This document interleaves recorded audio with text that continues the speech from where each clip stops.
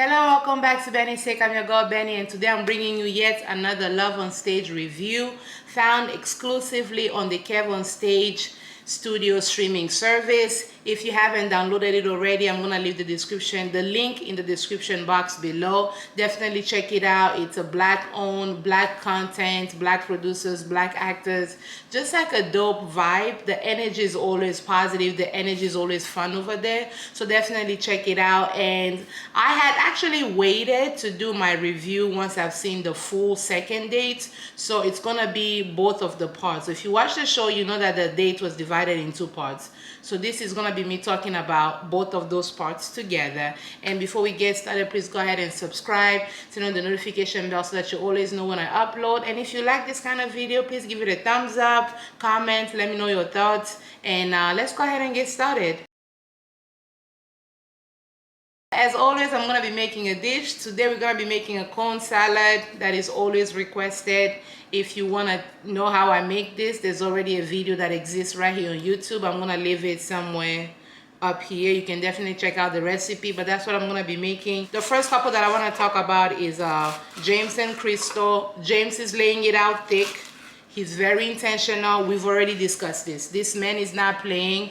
The way he's talking about Crystal, he's really talking about her as far as like he sees a future with her. He's talking about them together. It's more of an us.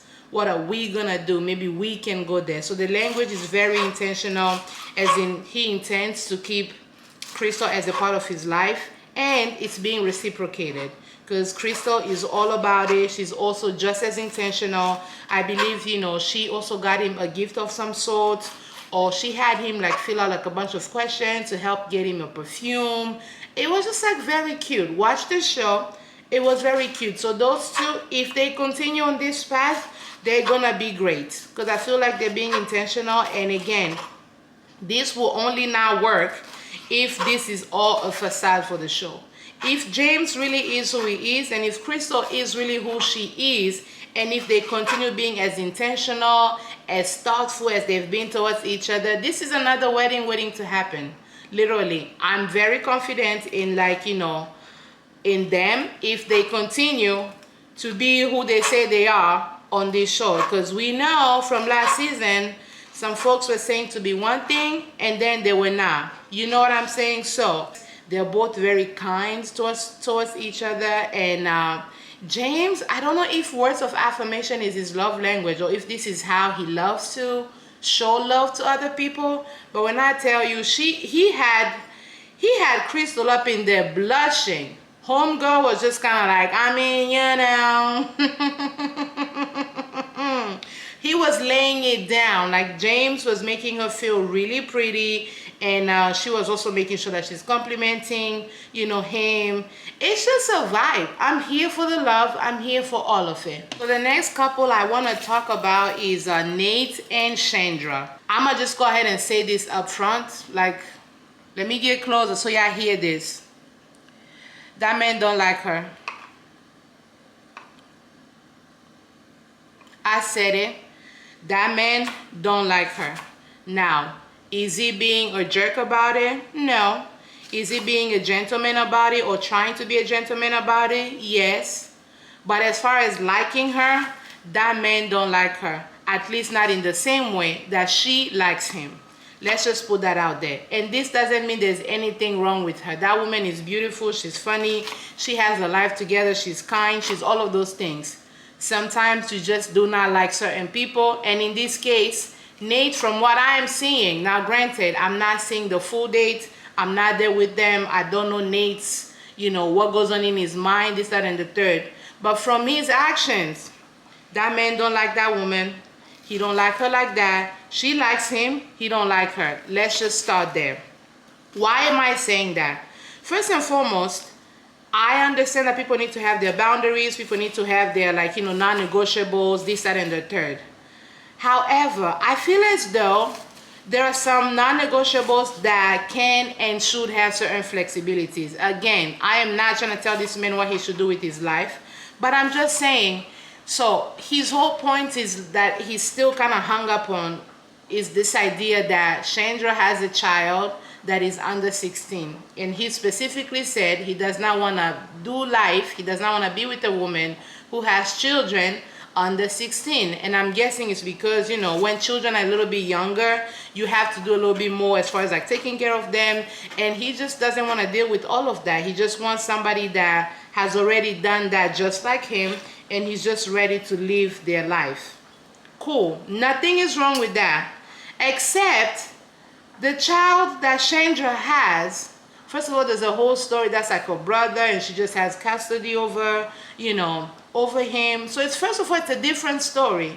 And second of all, the baby is 9. And personally, in my life, the 9-year-olds in my life, them is not somebody you really have to worry about. I had a conversation with a 9-year-old literally about climate change. These 9-year-olds these days, they know a thing or two. And it's like a 9-year-old, you don't have to change their diaper. You don't have to do nothing with them. Yes, you still have to care for them. Yes, you still need child care, this, that, and the third. But a 9-year-old is not somebody that you necessarily have to really worry about that much. Because I'm only saying that is, if he truly liked her having a 9-year-old in a situation that she's in, because it was custody, was all of these things, she had to do what she had to do. I don't know that that should be such a big deal. Again, I am not him. I don't know where exactly this boundary is coming from. I'm just guessing as far as like, you know, the kind of life he wants. Maybe a 9-year-old might not necessarily be fit for that.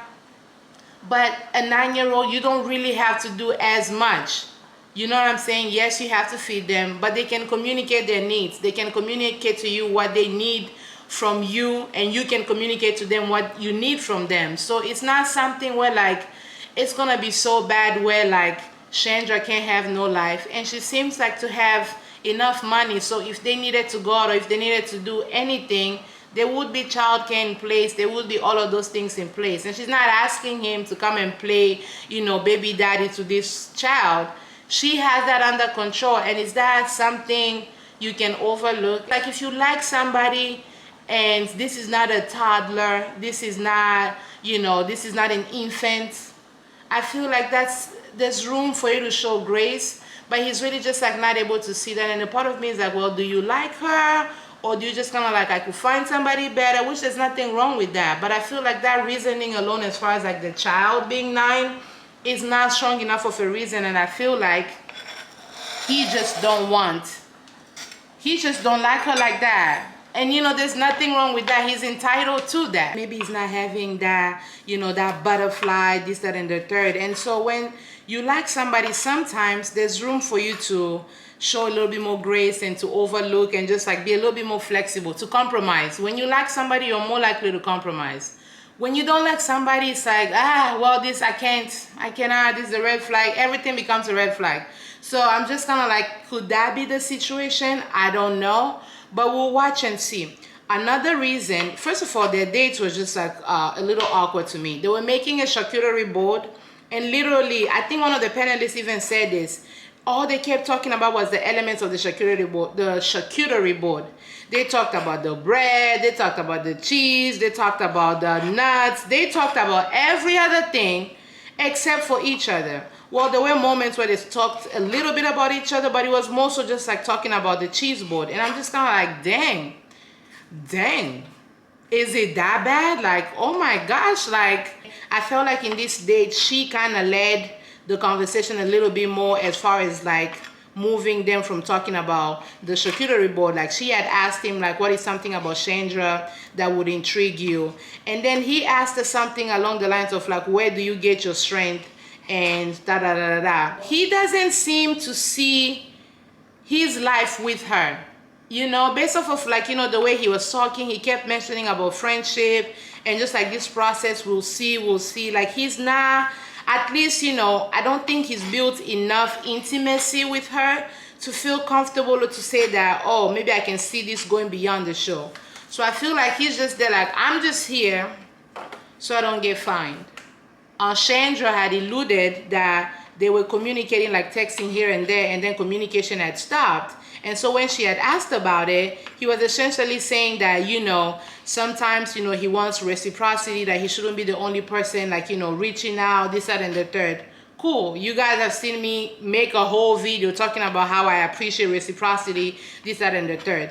But I'm like, if this woman had a death in the family, is that really the time to be like, well, she should text me? Like, that doesn't feel to me like that's the time. It feels to me like that's the time for you to, if you like her, that's the time for you to rally up and just be like, girl, how you doing?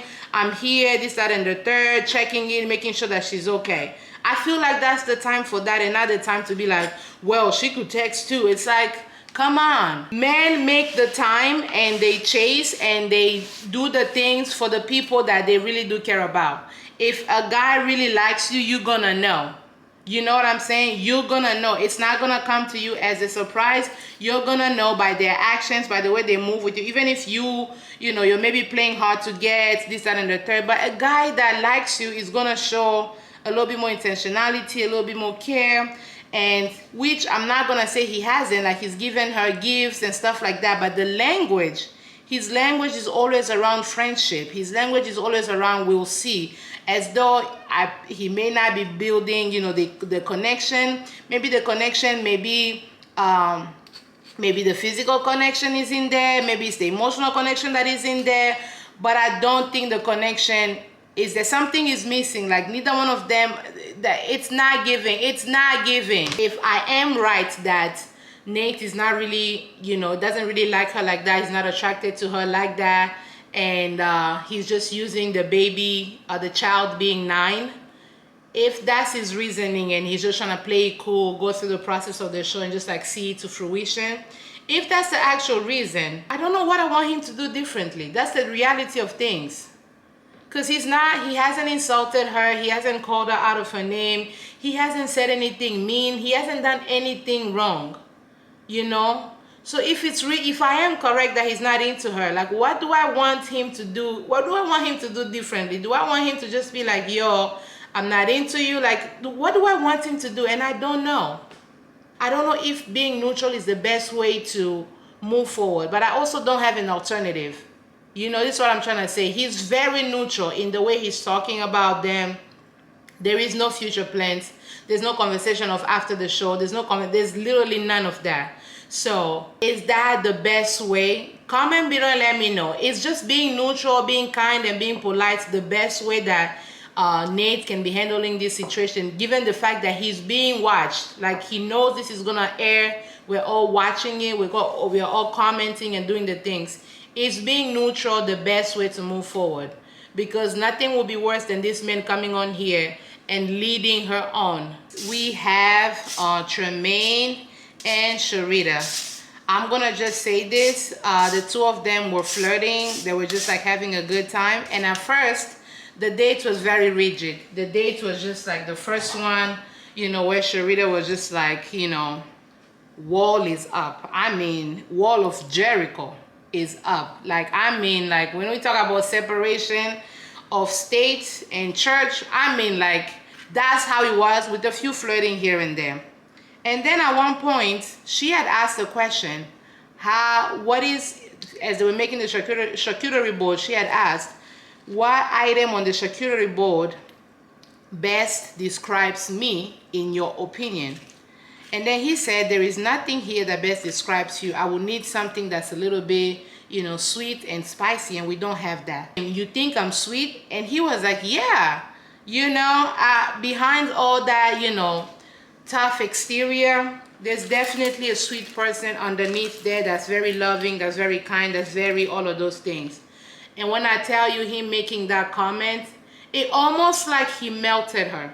Literally, it almost felt like he just melted her and made her feel seen and made her feel valued in a way that I don't think anybody ever had done in the past. And she ended up commenting, well, dang, like, you want to be my husband already? So when I tell you, it was like a complete 360. And in that moment, she felt seen. And you could tell that I feel like she's in that era where she wants to be soft, but life has just not allowed her the privilege of being soft. She's always had to be tough. And she even said it herself. I feel like I've always just had to be tough. I've always had to, you know, control certain things because people will always fumble. People will always fumble on her ish. And it's just like, she couldn't trust anybody, and for him to say that he sees that side of her in a way that nobody has ever seen really made her feel pretty. It made her feel very soft. It made her feel very like, the best way I can put it, made her really tap into her feminine, vibe, her feminine energy. And I think she enjoyed that very well. And from there, the conversation shifted. The flirting just like went up the roof. The conversation went from just like me versus you to kind of like almost like an us. Like, how can we, like, it shifted. It really shifted. If he didn't do nothing else right in life, I feel like this was it for her as far as like their dates and stuff like that. If he doesn't do anything else, I feel like this moment right here, even if they don't end up being together, this moment right here, I feel like was significant for her, because I feel like she's one of those people. And if I'm being honest, even as she was talking, I know she's talking specifically about herself, but like, I feel like she spoke to a lot of women in that moment. Like, yo, I want to be soft. I want somebody else to take control. I want somebody else to take leadership. I want somebody else to do things with a certain standard that I can get behind. But it's just like a lot of y'all men out here, a lot of y'all people out here, y'all be fumbling on the thing. Y'all be fumbling on the assignment. So I just can't let you in on my vulnerability. I can't just let you in on that, like, sweet side, that soft side to me. And so I think she was really speaking to a lot of women, particularly Black women. I know, again, she's talking specifically about herself, but I'm just kind of like, yo, I like that for them. Now, here's what I'll say. At the end, Melissa had asked him, after they were recapping the date, Melissa had asked him, like, well, do you think you're the man that's going to be able to provide her that, that soft space, that like safe space where she can fully be herself and really let her guards down? And he was like, yes, he believes he can do that, this, that, and the third. And I'm like, I believe you. But from somebody who's always used to people dropping the ball, his next actions really have to align. Because you also know there are some dudes who'll be like, well, these women don't want to let men lead. They always want to let them, and it's all like mouth. So I really hope that when Tremaine said that he's really honest, that he would allow her the space if they end up being together, that he would allow her the space to truly be her soft side, to truly just like sit back and chill and let things be done for her. Because if it's all talk to be cute, that baby gonna make a U-turn. She gonna literally make a U-turn, and it's gonna be like, I bet you won't see this vulnerability again. I bet you won't see me being soft again. So I really pray. And again, Tremaine doesn't give me like that vibe where it's all for show. He seems very genuine from what I'm seeing on the show. He seems very genuine. So I hope that just continues to be that way, because if he's anything like some of these dudes that be like, these women don't want to let men lead. They want to be the man and the wife. They want to do these females, especially dudes that be calling women females. These females, if he moves in with that kind of energy and it's just like talk, wanting her to chill back and him not having an actual plan to take leadership, and leadership in a way that's like, we can see the leadership and you're leading in a way that makes sense. If he just fumbles and does the most, Sharita gonna be like, I was fine just before. You ain't gonna see this vulnerability again. You ain't gonna see this soft side of me again. Again, I'm not saying he has to be perfect, because again, she can also, calm down and just allow other people to make mistakes. But at the same time, the way he moves, his actions need to really be aligned with the way he saw her, the way he really made her feel seen. His actions need to align, because otherwise it'll be like, well, you're not doing nothing different than the rest of them. And if she continues to just like allowing him to also lead, making room to just like be in her soft era and just like, lead when she needs to, but just like chill, which she said that's what she wanted. If they both do those things, I think there's an attraction there, because physically, the way they're flirting at this point, she was even joking about them meeting in person. I feel like, they want to see each other, to see kind of like if, that physical attraction is going to be there, this, that, and the third. And one thing I really love about her, she also asks like the tough questions. And when he answers, she listens. She really creates that space for him to just, you know, share himself and not feel like he has to be this man that's like macho. Like, she creates a space for him to just be and enjoy himself and talk honestly. Alrighty, there you have it. Those were my thoughts. What do you think? Am I bugging? Am I overreacting? Am I the drama? Let me know down below. And if you haven't already subscribed, please go ahead and subscribe. Turn the notification bell so that you always know when I upload. And I'm gonna see you on the next one. Bye, Z.